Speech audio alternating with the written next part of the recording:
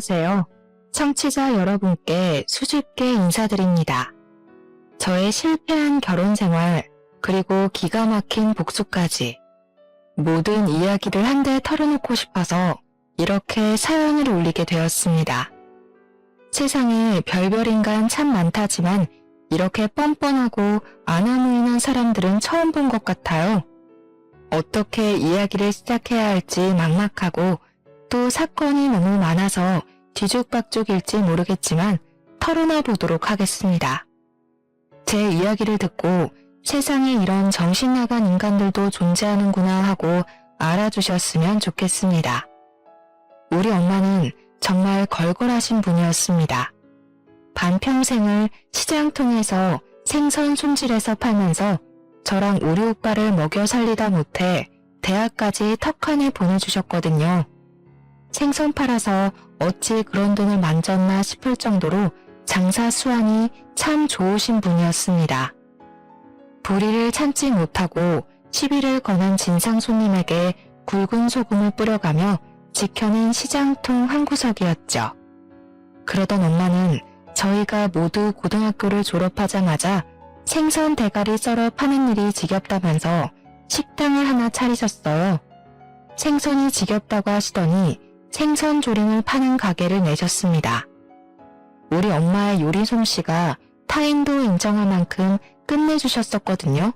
비법 양념을 대대손손 물려받은 전라도 토박이셔서 그런지 생선 조림 가게는 정말 장사가 잘 됐습니다.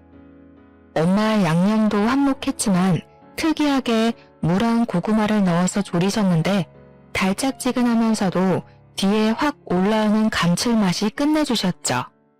제가 대학에 입학을 하자마자 생선 가게를 오픈하셔서 가게로 친구들을 몇 번 데려갔었어요. 내 친구들이 먹어보고는 진짜 우리만 알면 안 되는 맛이라면서 인터넷 카페 같은 데에 맛집이라고 올려주기도 했고요. 그때만 해도 파워 블로거라는 게 유행할 때라 저랑 친한 대학 동기가 파워 블로거였거든요. 자기 맛집 포스팅에 제대로 올려주고 나서부터는 호황을 이뤘죠. 그 친구한테는 제가 사례를 정말 톡톡히 했습니다. 손님들이 몰려오는데 맛까지 좋으니까 나중에는 줄을 서야 할 정도로 장사가 잘 됐습니다. 우리 엄마가 시장통에서 생선 가게 할 때 정말 욕 많이 본 사람이었거든요. 생선 사러 온 사람들이 여자 팔자가 얼마나 걸걸하면 생선 대가리나 치고 앉아있냐고 그런 소리를 하는 할머니들이 진짜 많았어요. 우리 엄마가 절대로 그런 걸 곱게 보내줄 사람이 아니라서 동네 할머니들이랑 머리채 잡고 싸운 적도 있었죠. 그럴 때마다 남편 잡아먹고 생선 대가리나 치고 있는 거라며 손가락질하는 사람들도 있었고요. 그런 고생을 하면서도 우리를 절대 남의 집에 보내지 않고 떵떵거리면서 살 수 있게 뒷바라지 해주신 분이죠. 밤마다 고생하신 우리 엄마 소주 한 잔씩 하고 자는 걸 오빠랑 저는 알면서도 모른 척 할 수밖에 없었습니다. 우리 엄마가 세상에서 제일 싫어하는 게 가족들 욕보이는 거였거든요. 아빠 돌아가시고 엄마가 생선 팔면서 우리 남매 남부럽지 않게 키우려고 얼마나 노력을 하셨었는지. 정말 우리 엄마는 상 받아야 하는 사람입니다. 아무튼 대학을 졸업할 쯤에는 우리 엄마의 가게가 진짜 제대로 자리를 잡게 되어서 집도 더 큰 집으로 이사를 갈 수 있었어요. 방이 2칸뿐이라 엄마와 계속 함께 자야 했는데 드디어 제 방이 생겼기에 얼마나 기뻤는지 모릅니다. 거기다가 가게도 더 큰 자리로 이사를 가게 되었고요. 혼자서 운영하던 테이블 4개 달랑 있던 가게가 2호점을 낼 정도로 대박을 쳤습니다. 4년 만에 여자 혼자 읽어낸 거라 정말 대단하다고 생각했습니다. 우리 엄마지만 존경스러웠어요. 물론 그렇게 성장하기까지 절대로 쉬웠던 건 아닙니다. 사기꾼들도 엄청나게 들러붙었었고요. 우리 가게에서 일했던 아줌마가 똑같이 베껴가서는 가게를 옆에다 차려놔서 싸움이 나기도 했죠. 물론 우리 집이 원조집이라 그 집 손님들이 죄다 떨어져 나가고 망하긴 했지만요. 투자를 해줄 테니 레시피를 공유하자는 프랜차이즈 집도 있었고 엄마한테 투자해라 하면서 쫓아다니는 투자 사기꾼도 있었습니다. 그때마다 우리 엄마가 정말 대단하고 느낀 게 혹할만도 한데 관상만 보고 저 새끼는 사기꾼이 확실하다고 쫓아내고 그랬었어요. 생선 가게를 운영할 때부터 괴짜들도 많이 보고 진상들도 많이 봐서 얼굴만 봐도 눈에 보이는 관상이 있다고 하더라고요. 여러 차례 힘든 일을 겪고 난 뒤 오빠의 조언으로 엄마의 생선 조림은 특허권을 신청하기도 했고 상표권을 신청하기도 했습니다. 우리 오빠는 나름 똑쟁이였는데 일찌감치 결혼을 했어요. 대학을 졸업하고 2년 만에 결혼을 했으니까 28살쯤 결혼을 했습니다. 대학 때부터 커플이었던 언니랑 결혼을 했는데 인상이 정말 동글동글하고 저한테나 우리 엄마한테나 싹싹하게 구는 맏며느리감 여자였습니다. 언니는 시집 오자마자 엄마 일을 돕겠다고 선언한 뒤 주방에서 일을 했고요. 자연스럽게 엄마가 관리하던 2호점을 오빠네 부부가 물려받았습니다. 새언니는 정말 싹싹하고 우리 엄마한테 너무나도 잘했고 일도 애들로 하는 것 없이 열심히 했습니다. 틈틈이 저까지 챙겨주는데 제가 얼마나 새언니한테 고마웠는지 몰라요. 엄마는 저한테 나중에 결혼해서 할 일 없으면 3호점을 내주겠다고 했는데 오빠가 결혼할 때 저는 취직이 확정되었습니다. 제가 취직한 곳은 미술관이었습니다. 꽤 오래된 곳이었는데 저는 작품 설명에는 영 재능이 없어서 작품을 판매하는 영업직 직원이었다고 하는 게 더 맞을 것 같네요. 큐레이터를 하기에는 경력도 전혀 없었고 부족한 게 많아서 작품을 판매하는 쪽으로 열심히 일을 했죠. 우리 전시관이 오래된 만큼 단골 손님들도 꽤 많고 좋은 작품을 전시한다고 유명했단 말이죠. 인사동 쪽에서도 이름만 대면 알 법한 유명한 곳이었는데 우리 미술관에 매일 출석하듯이 오는 남자 손님이 한 분 계셨습니다.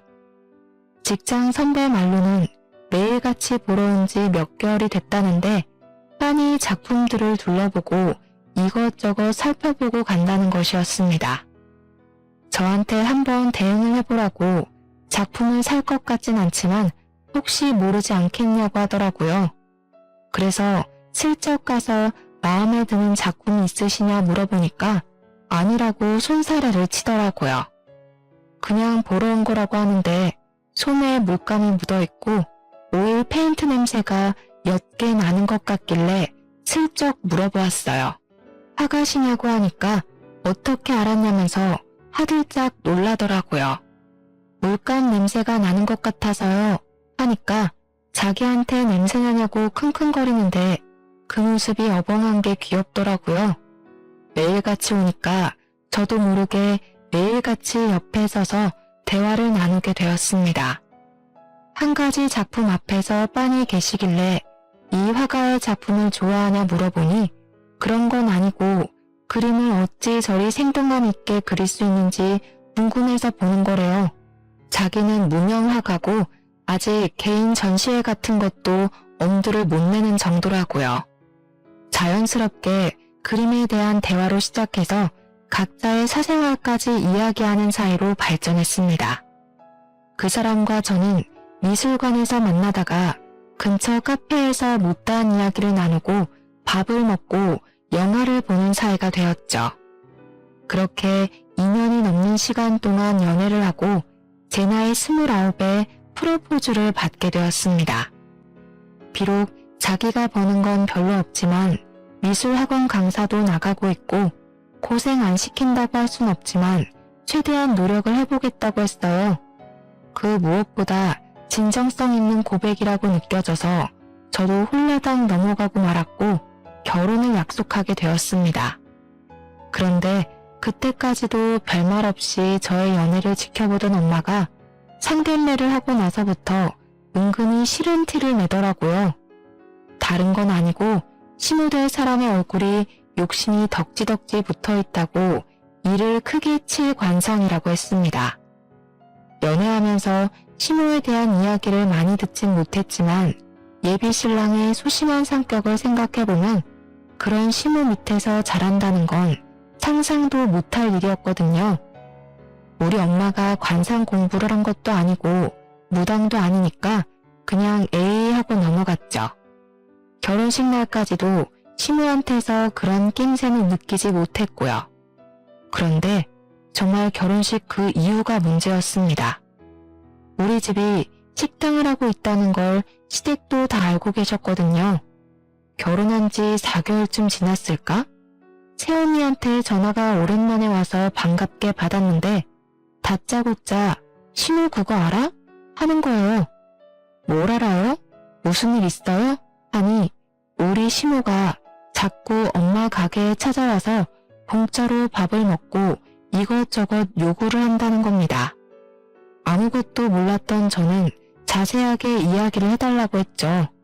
그러니까 일주일에 한 번씩은 꼭 찾아와서 공짜로 밥을 먹고 간다는 거예요. 그것도 혼자 찾아오는 것이 아니라 친구들을 싹 끌고 와서 비싼 갈치조림을 대짜로 시켜 먹는 것도 모자라 반찬까지 싸달라고 한다는 겁니다. 반찬? 무슨 반찬? 하고 물어보니까 글쎄 식당에 밑반찬 나오는 거 있죠? 이게 맛있네 저게 맛있네 하면서 락앤란 통을 들이는다는 거예요. 돈 한 푼 낸 적 없이 매번 그러니까 새언니가 미치겠다고 하더라고요. 우리 엄마는 사돈어른이라 싫은 소리 한 번 못하고 그냥 해달라는 대로 해주고 있었대요. 시무가 저한테 시집살이라도 시킬까 싶어서 보다 못한 새언니가 저한테 시무가 잘 좀 이야기해봐. 어머님 성격 알잖아 하더라고요. 우리 엄마가 걸걸하신 분이고 불의를 못 참는다고 하셨잖아요. 저 때문에 꾹꾹 참고 계신 거였어요. 그날 저녁에 남편을 붙잡고 이야기를 했습니다. 시무가 우리 엄마 가게 와서 공짜로 밥 먹고 가는 것도 모자라 반찬까지 싸달라고 한다더라. 친구들까지 죄다 끌고 온다더라 했어요. 일주일에 한 번 이상은 꼭 온다는데 내가 말하긴 좀 그렇고 당신이 시무한테 말 좀 잘해달라고 부탁을 했죠. 그랬더니 남편이 머리를 벅벅 긁으면서 자기가 미술한다고 돈 아끼면서 살았던 게 버릇이 돼서 그렇다는 거예요. 아니, 돈을 아끼는 걸로 제가 뭐라고 했나요?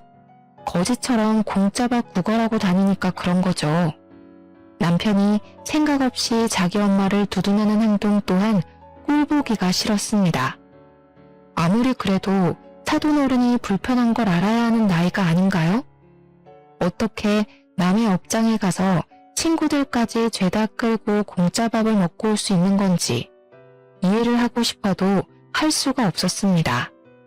저만 해도 친구 집에 빈손으로 찾아가 본 적 없는 사람이고요. 어디 가서 얻어먹는 걸 즐기는 사람도 아니었거든요. 거기다가 우리 남편이 결혼하고 몇 개월이 지난 지금까지도 월급 120만 원 꼴랑 들고 오거든요. 학원에서 정직원도 아니고 시간 강사로 일하고 있어서요. 제가 정직원으로 일하면 안 되겠냐고 했는데 본인 개인전 열고 싶어서 작품을 그려놔야 한다고 하더라고요. 작품을 그릴 시간이 필요하니까 학원에는 시간 강사로 파트타임을 나가야 한다고요. 그렇게 벌어오는 게 120만 원입니다. 제가 얼마나 속이 터지겠어요. 고생 안 시킨다고 한 적은 없지만 이건 너무하죠. 그림 그리는 가난한 사람이란 걸 알면서도 결혼하긴 했지만 그래도 저도 할 말은 해야 하잖아요. 당신이 지금까지 재료값을 어머님한테 달라고 하지 않잖아. 그러니까 어머님이 우리 집에 와서 공짜밥을 드시는데 명분이 없다는 거야. 우리 집에서 무전취식 그만했으면 좋겠어. 그랬더니 남편이 노발대발하면서 지금 우리 엄마 거지 취급하는 거냐고 하더라고요. 근데 막말로 맞는 말 아닌가요? 몇 개월 동안 무전취식했다는데 그것도 일주일에 한 번 이상은 꼭이요. 갈치조림 4인상 기본이라고 해도 15만 원은 나와요. 근데 지인 4명 이상은 꼭 끌고 간다는 겁니다. 그러면 우리 엄마가 손해보는 돈은 얼마나 많겠습니까? 남편한테 그랬죠. 당신이 한 달에 월급 버는 만큼 어머님이 우리 엄마 가게에서 식사하고 가신다고요. 그랬더니 자존심이 상한 건지 뭔지 씩씩거리면서 시모한테 전화를 걸어서는 엄마가 장모님 가게에서 거지처럼 공짜밥 먹고 반찬 달라 그랬어? 이러는 겁니다. 아니, 그렇게까지 악의적으로 말할 필요가 있나요? 애둘러서 좋게 이야기할 수도 있는 거잖아요. 남편한테 그렇게 말하면 내가 뭐가 되고 우리 엄마 입장이 얼마나 난처하겠냐고 이야기를 했더니 화를 빽 내더라고요. 네가 그랬잖아, 자존심 상하게. 너도 나 그림 못 그린다고 재능 없다고 무시하는 거 아니야? 남편이 자기 작품 전시회를 한 번도 열지 못한 것에 대한 자격지심이 있었나 봐요. 저도 몰랐죠. 그림에 그렇게 예민하게 굴 거라고 생각도 못했고요. 시모가 남편 전화를 받자마자 저를 바꿔보라고 했는지 저한테 휴대폰 딱 던져주고는 방에 들어가서 문을 쾅 닫더라고요. 무슨 사춘기 어린애도 아니고 반항을 저 따위로 하는지 이해를 할 수가 없었습니다. 물론 수습도 제 몫이었고요. 저도 이참에 할 말은 해야겠다 싶어서 솔직하게 시모한테 이야기를 했습니다. 우리 엄마도 땅 파서 장사하는 게 아니니까 앞으로 방문하실 때는 제값 내고 드셨으면 좋겠어요. 반찬도 싸달라고 하시면 가게 손님한테 드릴 밑반찬이 없잖아요. 내가 우리 아들을 어떻게 키웠는데 이런 취급을 받아야 하는 거니? 네가 얼마나 우리 아들을 무시했으면 우리 아들이 저런 소리를 해. 제가 한 말 중에 아들을 무시하는 말이 있었다고 생각하세요? 저는 아무리 생각해도 없더라고요. 그래서 저는 무시한 적 없는데요 하고 말을 했는데 오히려 제 말을 시모가 무시하더라고요. 제 말은 듣지도 않고 자기가 못난 엄마라 서럽다, 며느리한테 이런 소리 들을 줄 꿈에도 몰랐다 하는데 이해가 안 갔어요. 무전 취식하길래 하지 말라고 한 게 왜 서러운 일인 거죠? 어머님, 우리 아들 아주 말끝마다 그러시는데 그 귀한 아들이 한 달에 120만 원 버는 거 아시죠? 근데 어머님은 저희 엄마 가게에서 한 달에 100만 원어치 이상을 드세요. 너무 놀부심도 아닌가? 저희 엄마가 자선업체도 아니고 봉사단체도 아니잖아요. 그러니까 시모가 내가 지금 거지라는 거냐면서 우리 아들이 한 달에 120만 원 번다고 무시하냐는 겁니다.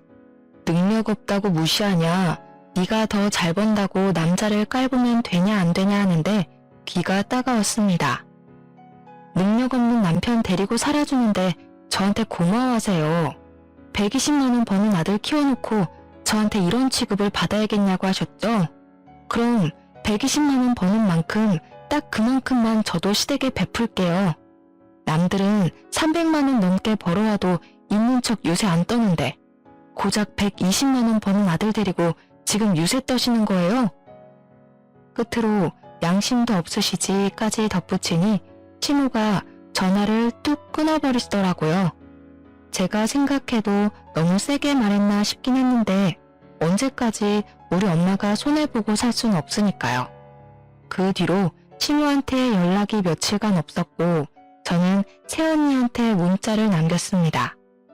제가 시모한테 말 잘해놨으니까 더 이상 무전 취식할 일 없을 거라고 했죠.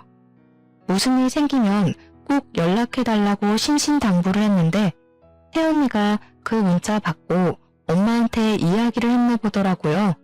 우리 엄마는 혹여라도 제가 시집살이를 당할까봐 걱정이 되어서 그래도 일주일 내내 오는 거 아닌 게 어디냐고 가끔 해서 드시고 가라고 하는데 저는 싫었어요. 저한테 이제 뭐 돈 1-20만 원에 궁상 떠는 사람도 아니고 딸내 시댁 어르신인데 그 정도 대접을 할 수 있다고 하시는데 됐다고 했습니다. 시모도 저한테 삐졌는지 뭔지 한 2주 뒤쯤부터 다시 연락을 해서는 평소에 안 하던 잔소리를 막 하더라고요. 애는 언제 가질 거냐 하면서 딱 인터넷에서 보던 전형적인 시모의 잔소리 있죠? 도대체 시모들은 왜 다 그런 건지. 뭐만 하면 애는 언제 낳냐, 아이는 안 생겼냐 하는데 제가 무슨 애 낳는 기계도 아니고. 더군다나 남편이 120만 원 벌어오는 상황에서 무슨 애를 낳겠어요? 제가 임신해서 육아휴직이라도 쓰거나 일을 그만두면 우리 집 생계는 누가 책임져 준답니까? 시모가 생활비 줄 것도 아니고 대책이 없어도 너무 없는 소리만 하니까 나중에는 예 하고 말게 되더라고요. 아무튼 3개월을 꼬박 손주 타령을 하길래 저도 발끈해서 남편이 정직원이 되거나 그림이 좀 팔리거나 해서 돈을 벌어와야 되지 않겠냐고 했어요. 제가 일을 그만둬야 임신 계획도 가지고 하지 않겠냐고, 상식적으로 내가 임신하고 애 키우고 어떻게 일을 하겠냐고 대답했죠. 그러니까 시모가 말꼬리를 잡으면서 나보고 지금 상식이 없다고 그러는 거야? 이러잖아요. 그렇게 말꼬리를 잡는 것도 진짜 재주라면 재주겠네요. 너무 피곤했습니다. 시모까지 저한테 저러니까 남편은 저한테 또 무슨 자격지심을 부릴까 하는 생각부터 들었어요. 어머님, 그러면 이 집에서 유일하게 돈 버는 제가 애 키운다고 일을 그만두면 누가 우리 부부를 먹여 살리죠? 아, 어머님 돈 많으세요? 그래서 저희한테 돈 쥐어주고 싶으셔서 애부터 낳으라고 독촉하시는구나? 저는요, 그럼 어머님만 믿고 당장 사직서 내고 올게요. 어머님께서 저한테 월급 주시면 되겠다. 저는 한 달에 400만 원 좀 안 되게 벌거든요. 넉넉하게 매달 400만 원씩 보내주시면 아이 키울 때 부족함 없을 것 같은데 괜찮으시겠어요? 뭐라고? 나한테 지금 네 월급을 달라고? 이게 말이야 방구야. 너는 상식적으로 그게 말이나 되는 소리니? 너네 애 키우면서 나한테 왜 돈을 달래? 이게 미쳤나? 왜요? 저는 아이 키울 여건이 안 돼서 안 낳겠다고 한 건데 굳이 어머님께서 낳으라고 하시는 거 보니까 자신이 있어서 낳으라고 닥달하신 줄 알았어요. 그게 아니라면 저한테 왜 자꾸 아이 낳으라고 강요하세요? 그리고 말 한 번 잘하셨네요. 어머님 말대로 저희 아이거든요? 어머님 애가 아니라요. 저희 부부 밑에서 태어날 아이를 저희가 계획해야지. 왜 어머님께서 일일이 참견이세요? 그렇게 답답하시면 매달 400만 원씩 보내주고 잔소리하세요. 시모가 이렇게 할 말 다 하는 며느리는 너밖에 없을 거라고 씩씩거리시더니 할 잔소리가 없으신지 끊어버리셨습니다. 그렇게 한동안 아이 이야기는 쏙 들어가고 잠잠해졌어요. 그런데 어느 날 갑자기 남편이 저한테 우리도 아이를 좀 가져보는 게 어떻겠냐고 은근히 몸을 붙여오더라고요. 그런 꾸락서니도 보기 싫고 결혼한 지 1년 만에 정이 다 털린 상태라 솔직하게 남편에게 이야기를 했습니다. 지금 우리 벌이에 애 못 키운다고요. 내가 일을 그만두면 당신이 그만큼 돈 벌어올 수 있겠냐고 이야기를 했죠. 그랬더니 남편이 집안에서 담배를 뻑뻑 피우더라고요. 담배를 피우지 않는 저에게는 너무 가혹한 행위였습니다.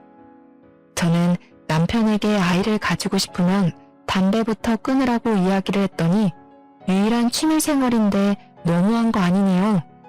저는 남편한테 가감없이 이야기를 했어요. 너 그림 그리는 것도 내가 봤을 때는 취미나 다름없다고. 내가 미술관에서 지금 몇 년을 일했는데 그림에 힘이 있는지 없는지도 구별 못하겠냐고 했습니다. 우리 남편이 성격만큼 터치가 섬세한 화가이긴 하지만 남들 따라 그리는 건 잘해도 자기만의 색이 전혀 없는 사람이거든요. 남편이 한동안 작업실에서 나오지 않을 정도로 많은 충격을 받은 듯 했습니다. 하지만 저는 이걸 기회 삼아서 남편이 정신을 차리고 미술학원에 정직원으로 취직이나 했으면 좋겠다고 생각했어요. 그렇게 시간이 흐르고 흘러 남편의 자격지심과 시모의 잔소리를 버티며 2년이라는 시간을 보냈습니다. 남편은 그 와중에도 신인 작가전 같은 데에 공모를 넣었다가 몇 번의 실패를 겪었고 사람은 점점 피폐해지기 시작했어요. 우리 엄마는 남편을 마주칠 때마다 우리 사위 얼굴이 많이 상했다고 큰일이라고 걱정을 했어요. 얼굴이 저래서 어디 힘이나 쓰겠냐고 걱정을 하는데 저는 그저 속이 답답할 뿐이었습니다. 오죽하면 오빠가 따로 연락이 와서는 혹시 가정에 불화가 있거나 걱정이 있으면 새언니한테라도 다 털어놓으라고 하더라고요. 그러던 어느 날부턴가 남편이 다시 생기를 찾기 시작했고 저한테 꽃다발을 사준다거나 옷을 사주거나 하는 일이 잦아졌어요. 밝은 얼굴로 저한테 이제 우리 진짜로 아이도 곧 갖자 하는데 근래에 사람이 바뀌니까 저도 궁금하더라고요. 무슨 좋은 일 있냐고 물어보니까 자기가 그림으로 이제 돈 좀 만질 수 있을 것 같다고 좋은 자리가 생겨서 돈을 많이 벌어다 줄 수 있다는 겁니다. 단지 비밀 계약이라서 가족들한테 말을 할 수 없지만 믿고 기다려준 만큼 꼭 보답을 하겠다고 했어요. 그 말을 한 이후로 남편은 작업실에서 거의 살다시피 하면서 그림을 그려낸다고 했습니다. 집에서 빈둥빈둥하면서 파트타임 아르바이트만 하던 남편의 얼굴에 생기가 도는 건 좋았지만 무슨 작업실인지 궁금했죠. 그동안은 학원에서 그림을 그린다거나 집 베란다에서 그림을 그렸는데 작업실이라는 공간이 생긴 게 의문이었거든요. 그래서 남편에게 무슨 작업실을 얻은 거냐고 돈은 어디서 난 거냐고 물어보았죠. 아무리 뭐 작은 공간이면 충분하다고 해도 보증금은 꽤 큰 돈이 들어갈 테니까요. 남편은 아주 떵떵거리면서 새로 일하게 된 회사에서 얻어준 작업실이라고 했어요. 그러면서 제 손을 꼭 잡고는 앞으로 먹고 사는 거 걱정 없이 해주겠다고 그동안 자기가 너무 못 벌어와서 미안하다고 사과를 하더라고요. 이 남자가 취업을 하더니 정말 철이라도 들은 건가 싶어서 저는 의아했죠. 그런데 남편이 정말 한 달 뒤에 월급이라고 통장에 찍힌 돈을 보여주는데 무려 300만 원이라는 돈이 찍혀있는 게 아니겠어요? 300만 원이라는 돈이 남들한테는 늘 벌어왔던 돈일 수도 있지만 우리 남편에게는 정말 큰 의미나 다름없었거든요. 앞으로 잘만 하면 더 오를 거라며 내가 이제 걱정 없이 살 수 있게 해준다고 했지 하면서 큰 소리를 치는데 엄지를 척하니 올려주었습니다. 무슨 일을 하는 건지는 몰라도 분명 그림으로 벌어온 돈일 텐데 우리 남편의 자존심이 회복되는 것 같아서 진심으로 기뻤습니다. 돈이 생기고 나니까 남편이랑 저의 사이도 점점 회복되기 시작했습니다. 다시 물감 냄새를 진하게 묻혀오는 남편한테 애정이 막 샘솟기도 했고요. 우리 남편의 표정이 남들이 보기에도 쑥쑥 밝아졌어요. 우리 엄마도 사위 얼굴이 좋아졌다고 용돈 보내준 거 잘 받았다고 무슨 돈이 있어서 보냈냐고 기특하다고 하는데 좋더라고요. 그렇게 6개월이 더 지난 어느 날 남편의 월급은 쑥쑥 올라서 저보다 더 많이 벌어오기 시작했습니다. 당연히 부부금술도 좋아지고 이렇게 햇볕이 짱짱하게 드는구나 싶었던 어느 날 새언니에게 오랜만에 연락이 왔어요. 오랜만에 무슨 일이에요 하니까 새언니가 호들갑을 떨면서 신우 혹시 임신했냐고 물어보는 거예요. 간밤에 꿈을 꿨는데 태몽을 꾼 것 같다면서 꿈 이야기를 한창 늘어놓더라고요. 용 한 마리가 자기 손에 떡하니 올라탔는데 갑자기 맞은편에 있던 제 뱃속으로 뚝 들어가더라고요. 그래서 제가 웃으면서 임신은 무슨요 하는데 순간 마지막 생리일이 언제였더라? 하는 생각이 들었어요. 언니, 잠시만요. 저 임신 테스트기 해봐야 할 것 같아요.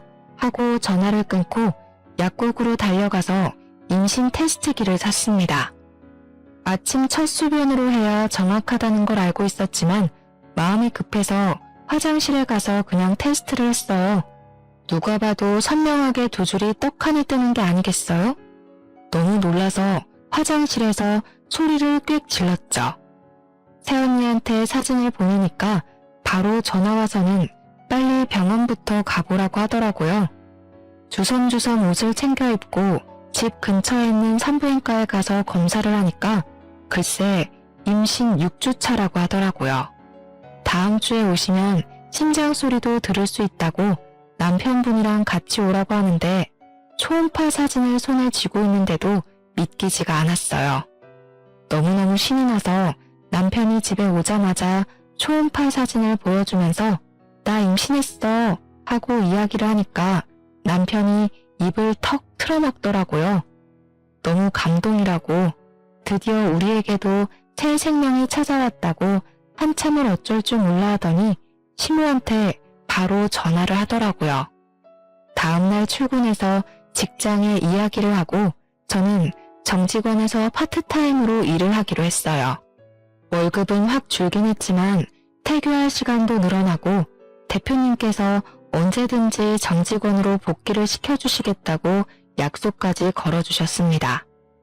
남편은 그달에 정말 열심히 일을 했다면서 우리 아이를 부족함 없이 키우자고 월급을 500만 원을 들고 왔습니다. 드디어 우리 가족에게도 꽃길만 밝게 길이 열렸구나 하면서 행복해하고 있었죠. 우리 엄마는 벌써부터 몸조리 잘해야 된다고 청담동에 있는 산후조리원을 보내주겠다고 설레발을 치고 있었습니다. 그렇게 태교에 집중하던 어느 날 뱃속의 아이의 옷은 파란색으로 준비하라는 말을 듣고 아들이라는 것을 알게 되었습니다. 당연히 우리 시모는 저에게 복덩이라며 난리가 났고요. 그러다 제가 임신 6개월쯤 되었을 때 새언니에게 연락이 왔는데 영 목소리가 좋지 않더라고요. 언니, 무슨 일 있어요?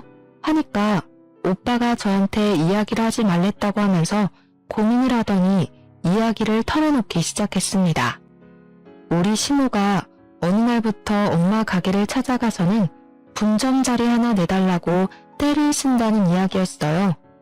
우리 엄마가 주방에서 일하던 사람이 뒤통수를 치고 옆자리에 가게를 낸 이후에 절대로 양념은 새언니와 오빠 그리고 엄마 셋이서만 만들거든요. 근데 그 비법을 알려달라고 떼를 쓰면서 3호점을 내게 해달라고 난리를 친다는 겁니다. 자기가 누군지 아냐고 가족으로 묶인 사람인데 설마 뒤통수를 치겠냐면서 당당하게 요구를 한대요. 새언니한테 미안하다고 내가 시모랑 이야기를 해보겠다고 하니까 나한테 알리지 말라고 했다면서 그냥 알고만 있으래요.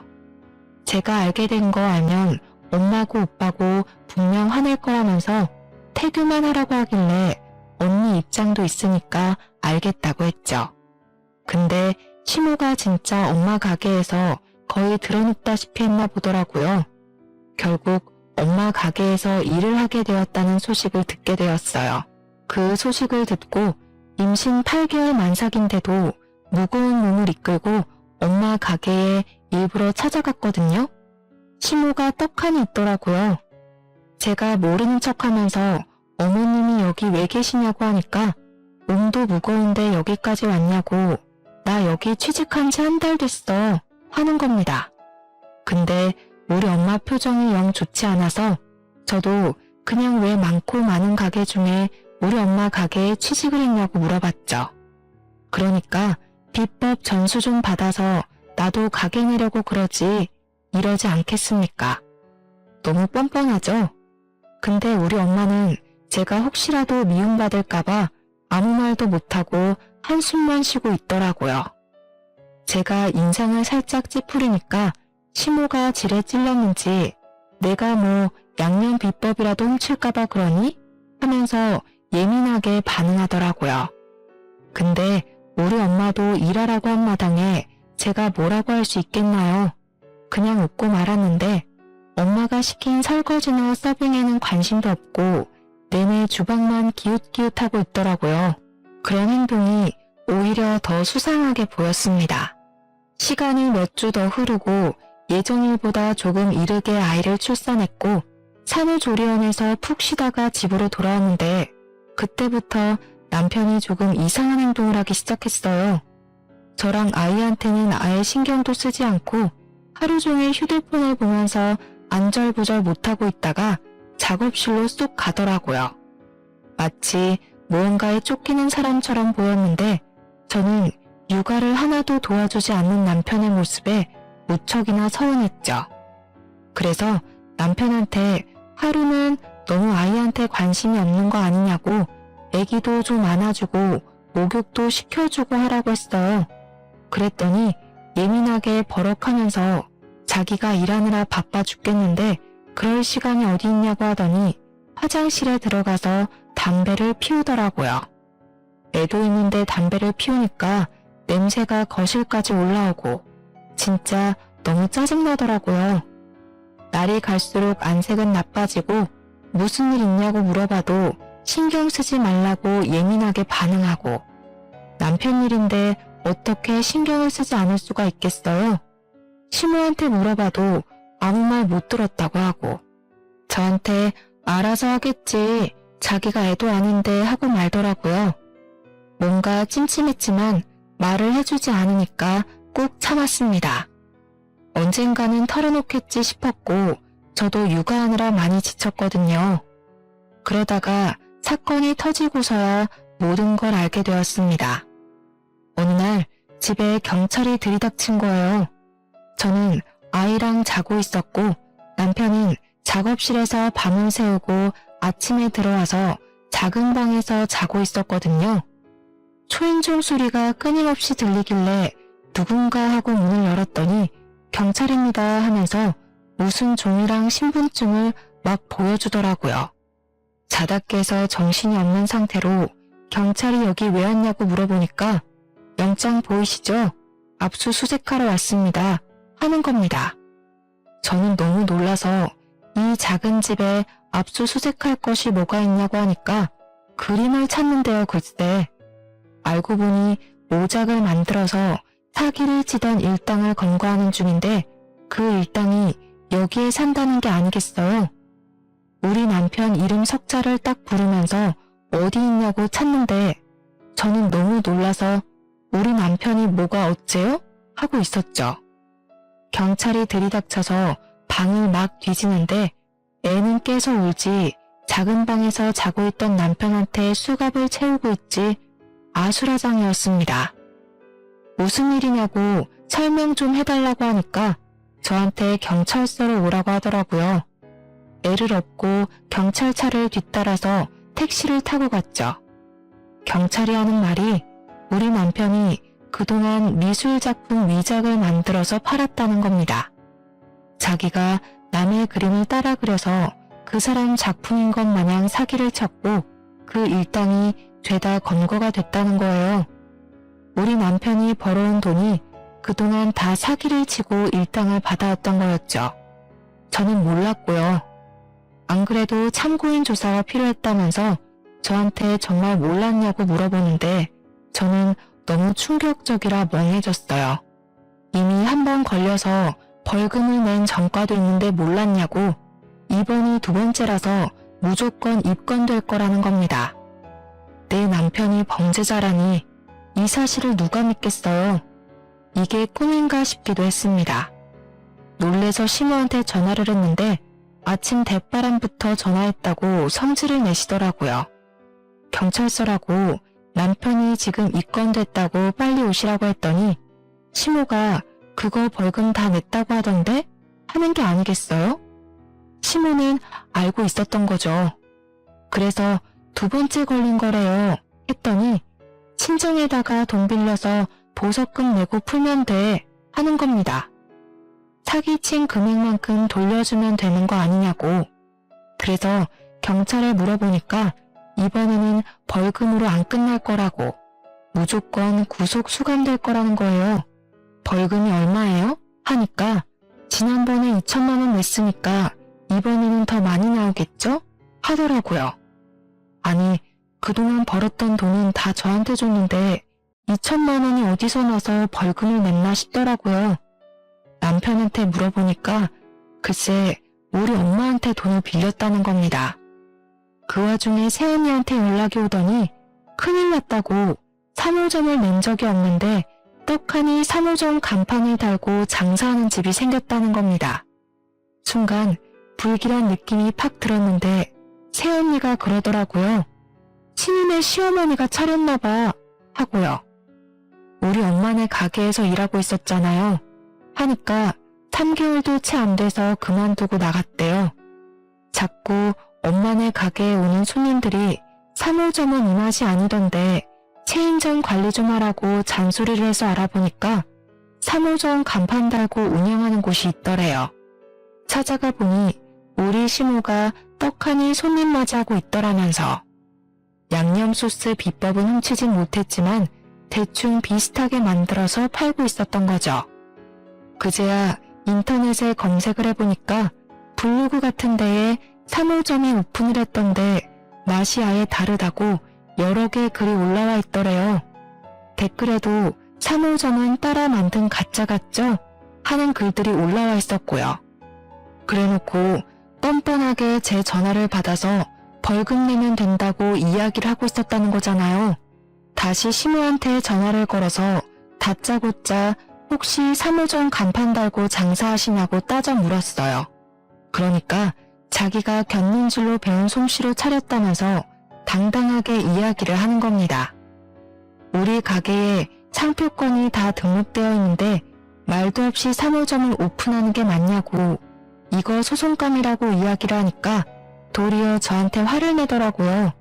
가족끼리 무슨 소송이라는 말을 하냐고. 우리 아들 미술 시키느라 돈이 얼마나 나갔는데 이런 거 하나 못 나누냐고 하더라고요. 재료값이라도 뽕 뽑으려면 장사를 해서 돈이라도 벌어야지 비법을 다른 가게에 팔지 않은 걸 감사하게 여기래요. 자기한테 비법 팔으라고 연락 온 사람이 한둘이 아니라면서 저한테 제대로 된 비법을 알려주면 3호점 잘 운영해 보겠다는 겁니다. 글쎄. 제가 너무 어이가 없어서 경찰서에서 더 이상 할 수 있는 게 없어서 엄마 가게로 찾아갔어요. 엄마가 당황해하면서 무슨 일로 왔냐고 하는데 그 눈빛만 봐도 무슨 말이 하고 싶은 건지 알겠더라고요. 우리 시모가 정신 나간 짓 한 거 알고 찾아온 거예요. 꾹꾹 참지 말고 상표권 소송해요 우리. 엄마가 놀래서 무슨 소송이냐고 그럴 필요 없다고 하는데 가족이라도 해야 할 짓이 있고 하면 안 되는 짓이 있는 거라고 했죠. 안 그래도 손님들이 맛 다르다고 난리친다면서 엄마 가게 매출도 떨어지는 거 아니냐고 화를 냈습니다. 묵묵부답으로 일관하시길래 지금 경찰서 갔다 오는 길이라고 남편이 사기쳤다는 사실을 알려드렸어요. 그러면서 엄마한테 돈 빌려갔다면서 남편이 처음 걸렸을 때 벌금을 엄마 돈으로 냈다고 하던데 하고 말을 했죠. 그거 갚을 수 있을지 없을지도 모르는 마당에 그 큰 돈을 왜 빌려줬냐고 핀잔 섞인 투정을 부리고 있었는데 엄마가 그러시는 거예요. 사위가 끌려가게 생겼다는데 돈 8천만 원이 뭐가 문제냐고 더 큰 돈이 필요하대? 하시는 겁니다. 8천만 원? 벌금 분명 2천만 원이라고 했는데 웬 8천만 원? 분명 경찰이 처음 벌금 2천만 원 나왔으니까 두 번째는 더 나올 거라고 했는데. 엄마, 무슨 소리라는 거야. 벌금 2천만 원이고 그 이후에 또 사기를 쳐서 경찰서에 또 갔다고. 이번에는 입건될 거라는데? 그러니까 엄마가 통장을 들고 나오더니 남편한테 8천만 원을 송금한 내역을 떡하니 보여주는 거예요. 머리가 핑핑 돌면서 이게 다 무슨 상황인가 싶었습니다. 바로 엄마랑 같이 시모가 운영한다는 3호점에 찾아갔어요. 시모가 드디어 양념의 비법을 알려주러 온 거냐고 묻는데 열이 받아서 셀프 코너에 있는 깍두기 통을 들어 엎어버렸습니다. 시모가 놀래서 미친 거냐고 이게 무슨 짓이냐고 소리를 쳤죠. 벌금 2천만 원 빌린 게 아니라 8천만 원을 빌렸다고? 6천은 어디 갔어요? 아이고, 그걸 또 곳에 가서 일렀어? 지네 엄마가 생선 대가리 잘라 팔았다더니 딸도 기가 센 건가? 우리 아들이랑 붙어 먹어서 우리 아들 망한 거 아니냐? 팔짝 꼬인 거 아니야? 그 소리에 우리 엄마가 열이 받아서 시모한테 소리를 쳤죠. 손질해준 생선을 냅다 던지면서 내 돈 어디다 썼냐고 말이에요. 그 돈으로 이 가게 보증금 냈지. 엄마가 부들부들 떨면서 상표권 소송 걸 거라고 단단히 준비하라고 소리치고 나왔습니다. 상표 등록 다 해놨던 가게였기에 명백한 상표권 침해였거든요. 남편은 결국 유치장으로 가게 되었고 우리 가족들은 저에게 이혼을 하라고 했습니다. 저도 그게 맞다 싶어서 이혼 소송을 바로 접수했고 변호사의 도움으로 상표권 침해 소송도 접수했죠. 소송에 걸린 시모가 우리 아들 살려달라고 자기도 소송 걸리면 뭐 먹고 사냐고 애걸복걸 하더라고요. 아들이 죽든 말든 저랑 뭔 상관이에요? 생선 대가리 잡는 집안이라면서 개무시하더니 저희가 무슨 자선단체예요? 나 몰래 친정에서 빼간 돈 1원도 남김없이 다 받을 겁니다. 아들님이 미술 시켰다고 유세는 다 떨더니 지금 꼬락서니 참 볼만하네요. 아들은 그림 공부 시켜놨더니 남의 작품이나 베끼고 있고 어머님은 남의 요리 비법 훔치다가 소송까지 걸리고요. 아주 둘이 모자간 게 아니랄까봐 우리 친정 무시할 게 아니라 그쪽 집안 도둑놈 집안이라고 스스로 욕해야 맞는 거 아니에요? 제 말에 아무 소리도 못하더라고요. 결국 남편은 유치장 간 게 컸는지 친권, 양육권 모두 저에게 돌아오고 이혼 소송에서 승리했습니다. 상표권 침해 소송 또한 저희 가족이 당연히 이겼고 벌금 최고액 5천만 원이 나오게 되었죠. 원래 원조 본점이라며 거짓말 치는 건 많이 봤는데 동일한 상표로 3호점 떡하니 걸고 내는 몰상식한 인간은 처음이라고 변호사님이 혀를 내둘렀어요. 물론 시모가 계약한 3호점 자리 또한 상표권 침해 금지를 청구해서 간판을 바꿔 달게 되었고 장사는 폭삭 망했죠. 월세도 한 푼 못 내는데 어떻게 유지를 하겠습니까? 엄마가 빌려준 8천만 원 또한 문자 내역에 송금 내역이 남아있었고 갚겠다는 남편의 음성 또한 녹음되어 있었어요. 엄마가 사기나 투자 권유를 많이 받았기에 일일이 통화를 녹음하는 버릇이 있었거든요. 내용 증명 바로 보냈더니 시모가 또 연락이 왔더라고요. 당장 갚으라고 민사소송 준비 중이라고 했더니 저한테 잘못했다고 빌기 시작했습니다. 내가 평생 속죄하면서 살 게 엄이야. 내가 3호점 차린 가게에 보증금 5천이 들어갔고 인테리어 한다고 1,000만 원을 썼다. 차라리 3호점을 너희가 인수해서 운영하면 안 되겠니? 공짜로 명의 변경 다 해줄게. 제발. 아줌마, 이미 망한 가게를 왜 우리가 기어들어가서 장사를 합니까? 멍청해서 그래요? 못 들은 걸로 할 테니까 정해놓은 시일 내에 8천만 원 갚으세요. 아니면 압류 들어갑니다. 겁을 먹은 건지 민사까지 갔으면 꽤 긴 시간이 소요됐을 텐데 시모가 바로 살고 있던 빌라 정리해서 8천만 원을 보냈더라고요. 그 돈 다 엄마 드리고 지금은 친정에서 엄마랑 같이 살면서 아이를 보고 있습니다. 오빠네 부부가 육아도 도와주고 엄마도 저 우울해하지 않도록 옆을 지켜주셔서 너무나도 든든해요. 남편은 징역 8개월이 나왔고 출소하자마자 우리 집이랑 가게 옆에서 청승을 떨면서 한 번만 용서해달라고 다시 같이 살자고 애걸복걸했어요. 당연히 저는 바로 경찰을 불렀고 경찰에 끌려가는 와중에도 저에게 미련을 떠는 모습을 보면서 저는 치를 떨었습니다. 접근 금지 신청을 해놓긴 했지만 불안해서 조만간 이사도 갈 예정이랍니다. 세상에 정말 별별 인간들 다 있죠? 제 인생에 아주 큰 액땜을 했으니 남은 인생은 평탄하리라 믿어보려고 합니다. 아이와 함께 헤쳐나갈 제 인생이 꽃길이 가득하길 청취자 여러분도 같이 응원해주세요.